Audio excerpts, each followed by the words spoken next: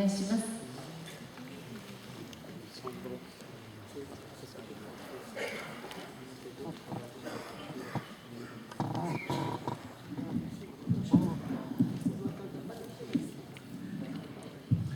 Good afternoon, ladies and gentlemen. Thank you very much to the Baraki Prefecture government for the invitation to come here, and ILIC also for the kind invitation to share some of the things that we are doing in Mexico. Basically, we are going to talk about the challenges of integrated management of the Lerma-Chapala Basin, Mexico. Before starting into that, I would like to share with you a little bit about the institution I am working with. It's the Institute Corazón de la Tierra. This is a private research institution, so we are working under the figure of an NGO, but basically we're dedicated to research, environmental education, and building of capabilities of different groups. In this issue, we're working directly in Lake Chapala. Lake Chapala is the largest natural water body in Mexico, and it is allocated in the middle of the Lerma-Santiago Basin, which is more than 125,000 square kilometers. It's very big. And because of its size, or because of the complex situation of economics and also social issues, the government decided to split the management in the administration of this basin into parts. The upper part is the Lerma-Chapala Basin, and the downstream part is the Santiago River Basin. Just to make it easier to you to understand exactly where I'm going, Mexico is in the middle between Guatemala and the USA. So we are part both of North America, but because of the cultural heritage, we are also part of Latin America, and this is a very, very interesting situation we have in the country. This map shows the situation of the Lerma-Chapala Basin, the upper part, before with all water coming down to Lake Chapala. This total surface is a little bit more of 52,000 square kilometers, and that each one of the green parts is one sub-basin. Each one of these sub-basins has a principal river or lake. Some of them are natural, or some of them are not. They are artificial. That's the case of the Allende Dam, for example. And this is interesting because also there is plenty of lakes over there. Some of the most important lakes, including Lake Chapala, are allocated in this basin. And 16 million people use water coming from this watershed. And that's interesting because 4 million, they don't live in this watershed. They are exporting water to other cities. And this basin, because of the size, because of the ecological features, because of having so many mountains and also having so many plain areas, it's very complex. We have 16 different kinds of vegetation in the area, from the tropical dry forest to a kind of rainforest close to the coast. And there is also a lot of productive activities and cultural manifestation. This basin is generating 12% of Mexico's GDP, and it's done basically for ranching, crop cultivation, but there is also strong presence of industry and commerce. And because of all these productive activities, the whole basin faces an increasing water scarcity process. To be clear about this, there is more use of water than that which is recharged every year. And so this has been happening from 40 years ago. So what's going on? How is this possible? Basically because the lack of water is being covered with underground water. And in some parts of the basin, it was possible to get water from 5 meters deep, like 30 years ago. And now it's necessary to drill on more than 120 meters to get this water.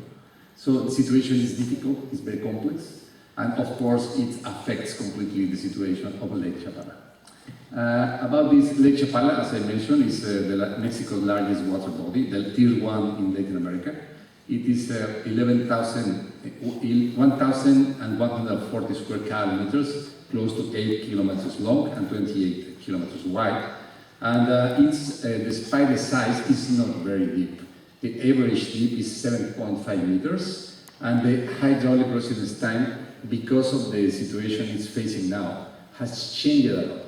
From 1934 to 1970, it was a little bit around 3.8 years, but from 1971 to 2003, it moved to close to 19 years. This is because in the Lerma Chapala Basin there is a dam, basically each 20 square kilometers, and everybody is fighting hard for access to water. This is the base map around Lake Chapala. As you can see, there's plenty of mountains around, and the flat areas, all of them are used for crop cultivation. In fact, this lake was strongly affected at the beginning of the 20th century because 50,000 hectares were taken from the lake to transform them into cultivation areas. And they are being used for this purpose nowadays. The lake has 3 inlets and only 1 outlet. And it's interesting because the main inlet and the outlet are so close, it's incredible. They are only like 8 kilometers distance from each other and very far from the deeper part of the lake. This is an ancient lake. We're talking about 6.7 million years. And following the typology defined by ILEC, this is high lengthicity, it is a midstream hydrological position. It has connection to rivers, groundwater, and atmosphere, high control of outlets, and there is diversion going on because the Sula River, one of the inlets, it shouldn't be providing water to the lake, but it was modified so that all water collected in the basin of the Sula River is directed to Lake Chapala. Biodiversity is extremely high, starting with phytoplankton, and the ecological activities and the ecological features around are very, very interesting. There's plenty of medicinal plants because of during 7 months of year, plants they don't have access to water. It's a dry area, and so they developed a lot of chemical responses, and many of these chemical responses are used for medicinal purposes, as you can see in the photo in the upper right. And there is also a register of 28 native fishes, and close to 100 mammals and 307 bird species. This is here is how land is currently being used.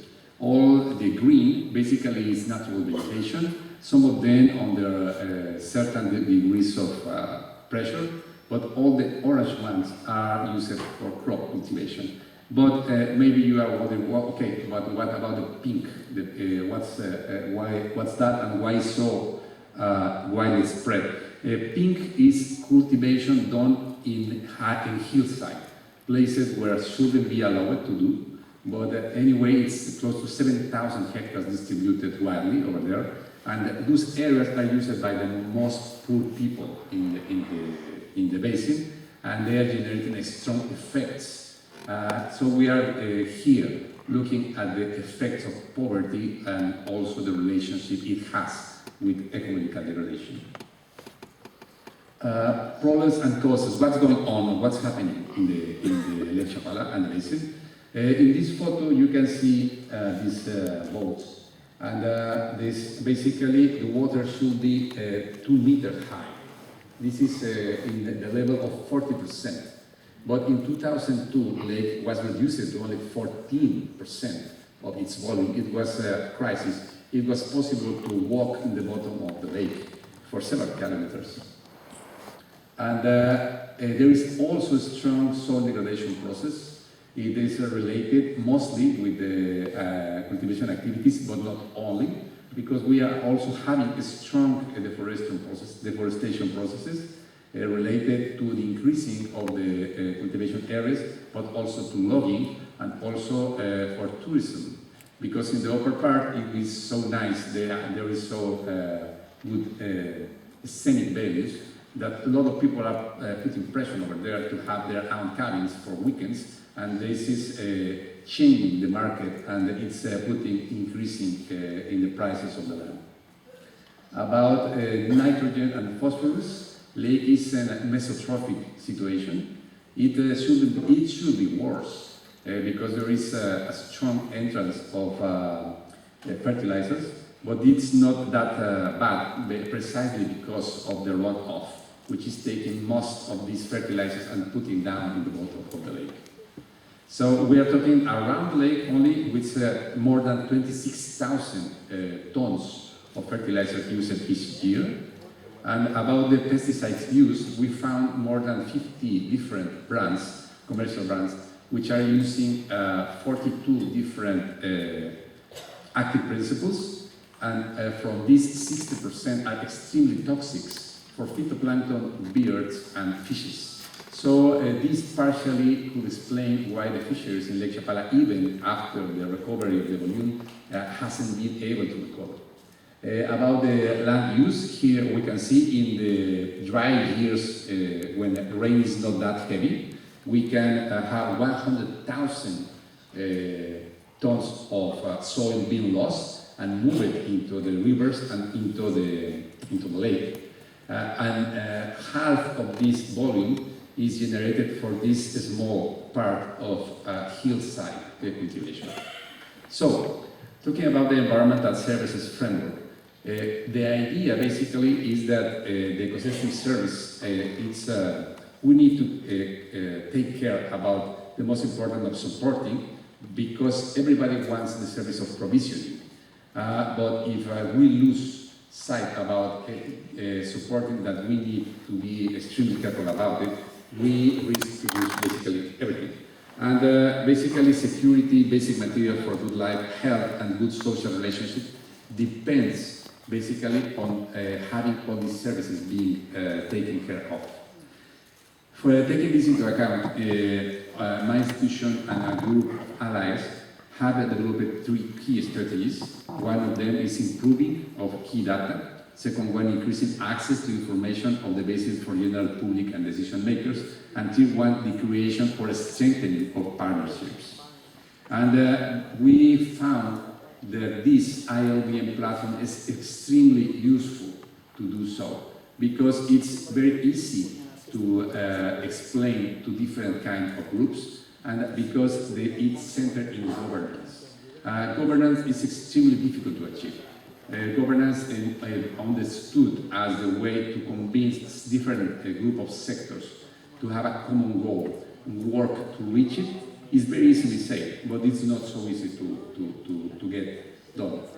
So when we're talking about institutions, participation, policies, technology, information, and finance, it is possible to engage different groups from government in the federal, state, and municipalities, but also it's possible to engage the production community, the productive community, the NGOs and other groups, the universities, academia, etc., because each one has a role into this.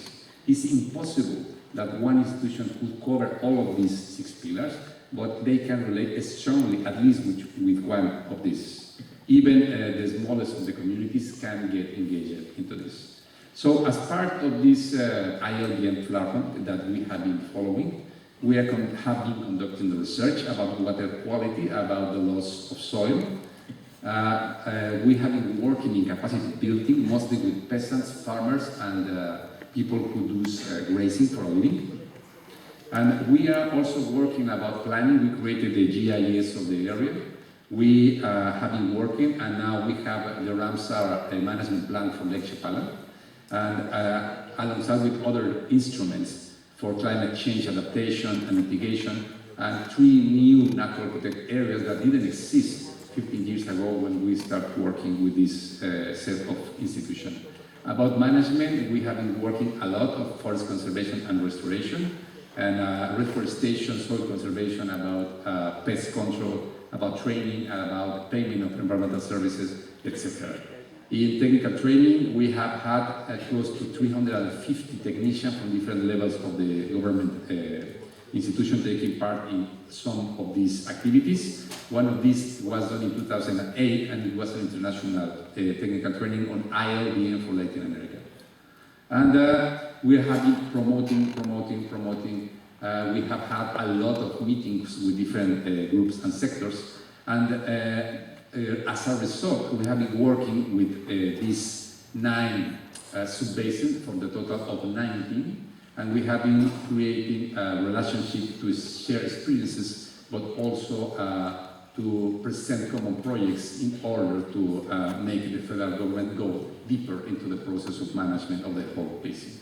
And what's coming next year, we start this year a project which is called Watersheds and Cities Program.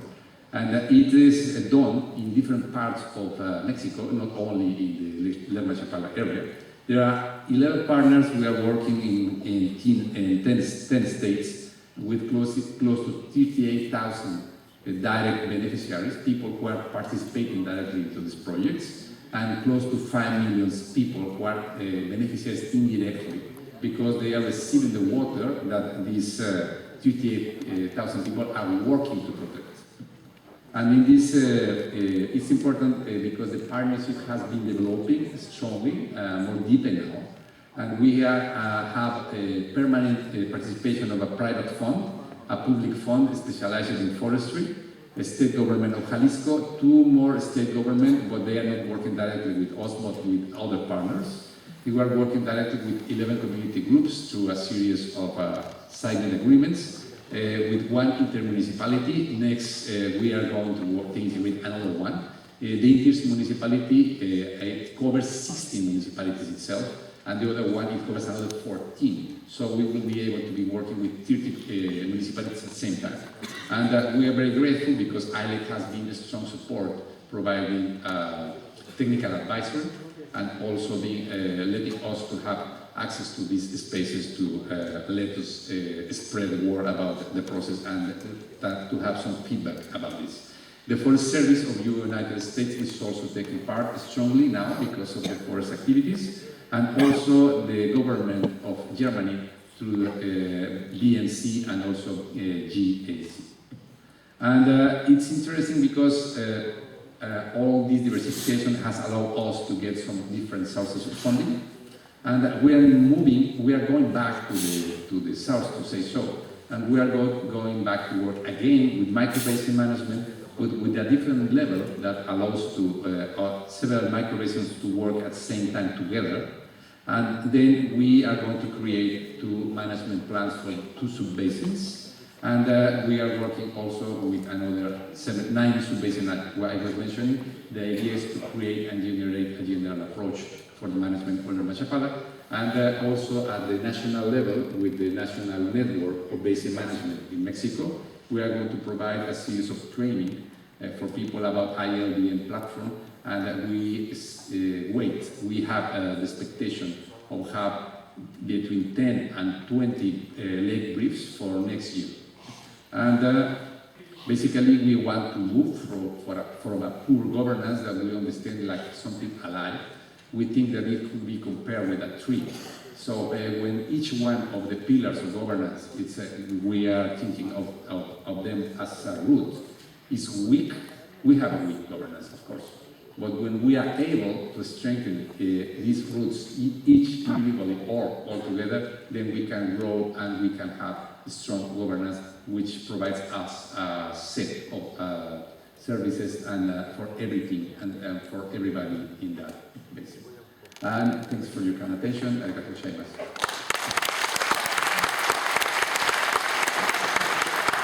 宮部様、ありがとうございました。